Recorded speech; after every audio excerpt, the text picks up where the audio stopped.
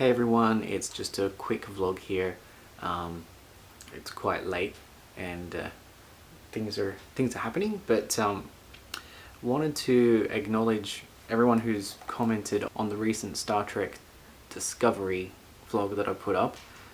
I was a bit nervous about putting it up, but it certainly got a reaction, and not all good. There's a few thumbs down, but I'm guessing that they're just people who aren't excited about the show.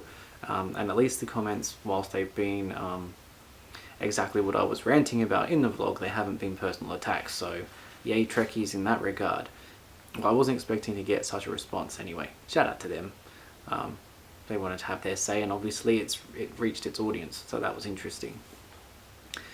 The next thing is I went and got a new camera. Another new camera. You might remember a few vlogs ago I talked about one that I got before.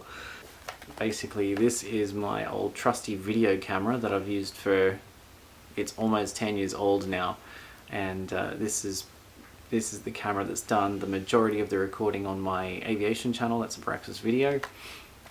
It's my trusty Sony HDR SR5, and with the trip coming up soon, I thought maybe it's about time I upgraded and got something a little better. Leading up to this, I've done a lot of research, and I'd set my sights on the Canon HFG 40, which was the newest of that range. It had come out, it looked like a good camera. I'd seen some footage that people had taken, especially the Japanese spotters with their high quality recordings were all using very similar cameras. Then I saw in the comment section that someone recommended the Sony AX53, which is a 4K camera, and I figured it's a Sony, just like my trusty little box here. Did some research, it looked pretty cool. So I went down and bought the Sony. It's a great camera. It's got a really good image stabilization system within it. But one fatal flaw is that as soon as you attach it to a tripod, things go quite haywire. And on the test that I did, it was really quite awful in the quality of the images that I got, unfortunately. So I had to take it back. The AX53 also had a strange tripod connection. Most cameras you'd expect to have the connection point in the middle of the camera. The AX53's was towards the front. This meant that when it sat on the tripod, it was back heavy, especially with a larger battery out the back. That made maneuvering it on the tripod quite difficult. That and its failed image stabilizer just was a recipe for disaster. But I will say the AX53 was amazing at handheld. So if you're looking for a good consumer level 4K camera, then you're going to be doing a lot of handheld shooting, definitely give it a look. And its price point just was pretty decent as well. So meet my new camera, the Canon HFG 40. It's a much chunkier camera.